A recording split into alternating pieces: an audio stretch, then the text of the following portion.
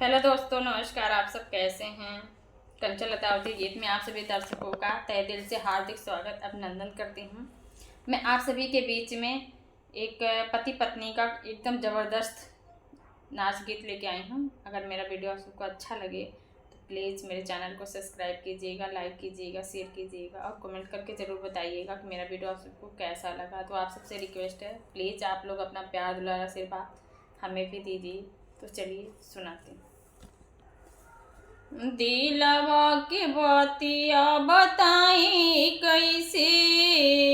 दिलवा के बतिया बताई कैसे, सजना सोया गनाइया जगाई कैसे, राजा सोया गनाइया बोलाई कैसे, बोलाई कैसे हो बोलाई कैसे, सजना सोया गनाइया बोलाई कैसे, राजा सोया गनाइया बोलाई कैसे, चोड़ी खान कई बत सासु जागी जाई हैं, चोड़ी खान कई बत सासु जानी जाई हैं, सासु जानी जाई हैं हो सासु जागी जाई हैं, अरे माथावा कभी दिया दिखाई कैसे, माथावा के भी दिया दिखाई कैसे, पिया स्वामी गनाइया जगाई कैसे, राजा स्वामी गनाइया बोलाई कैसे, बोलाई कैसे हो बोलाई कैसे, सजना सोया गनाइया बोलाई कैसे, राजा सोया गनाइया बोलाई कैसे, दिलवा की बतिया बताई कैसे, दिलवा की बतिया बताई कैसे, सजना सोया गनाइया जगाई कैसे, राजा सोया गनाइया जगाई कैसे, पायल बजैबै तब जेठानी जागी जाई हैं, पायल बजैबै तब जेठानी जानी जाई हैं, जेठानी जानी जाई हैं, जेठानी जागी जाई हैं, अरे होठवा के लालिया दिखाई कैसे, होठवा के लालिया दिखाई कैसे, पिया स्वामी गनाइया जगाई कैसे, राजा स्वामी गनाइया जगाई कैसे, दिलवा की बतिया बताई कैसे, दिलवा की बतिया बताई कैसे, सजना स्वामी गनाइया जगाई कैसे,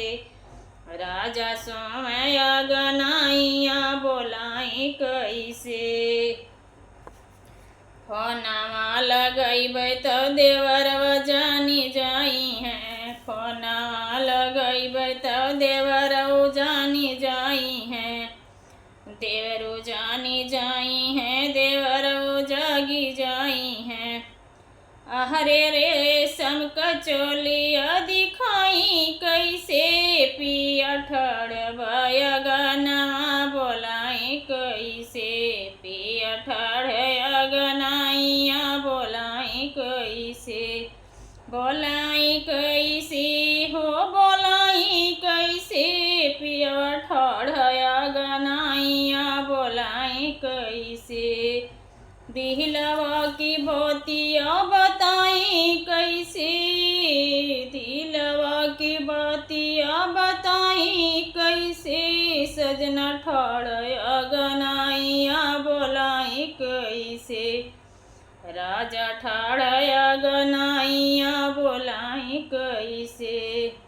सीटिया जे मारबै ननद जानी जाई हैं, सीटिया जे मारबै ननद जागी जाई हैं,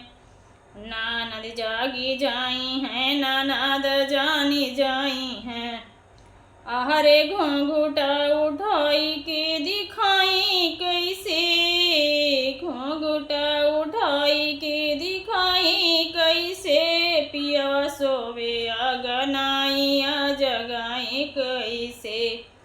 सजना समय अगनाइया जगाई कैसे, राजा समय अगनाइया जगाई कैसे, दिलवा के बतिया बताई कैसे, दिलवा की बतिया बताई कैसे, सजना समय अगनाइया जगाई कैसे, राजा समय अगनाइया जगाई कैसे।